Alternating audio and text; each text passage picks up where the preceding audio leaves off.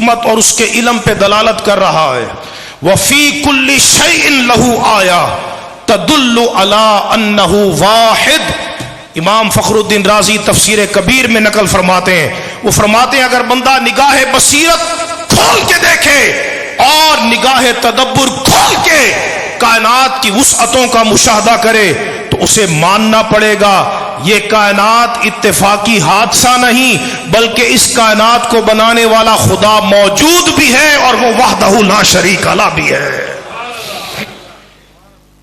ایک ایک ذرہ اس کے وجود پہ گواہ ہے، ایک ایک پتا اس کے وجود پہ گواہ ہے. آپ نے خوبصورت مسجد بنائی ہوئی ہے، کوئی عقل کا اندھا کہہ سکتا ہے کہ یہ مسجد خود بخود بن گئی، اتفاقی طور پہ بن گئی. یہاں مسجد میں روشنی کا بھی انتظام ہے، ہوا کا بھی انتظام ہے، یہاں مسجد میں فرش بھی بچھا ہوا ہے، حسن بھی ہے، خوبصورتی بھی ہے.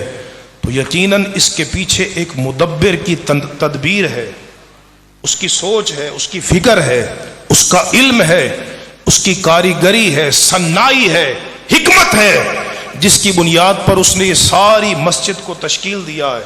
تو میرے بھائی سوچنے کی بات ہے، اگر یہ چھوٹی سی مسجد مدبر کے بغیر نہیں بنتی، صنع کے بغیر نہیں بنتی، تو پھر یہ زمین کا فرش کیسے بچھ گیا، یہ آسمان کی چھت کیسے بن گئی، یہ سورج چاند ستاروں کے کمکمے کیسے روشن ہو گئے، یہ ہواؤں کے سمندر کیسے رواں دواں ہو گئے.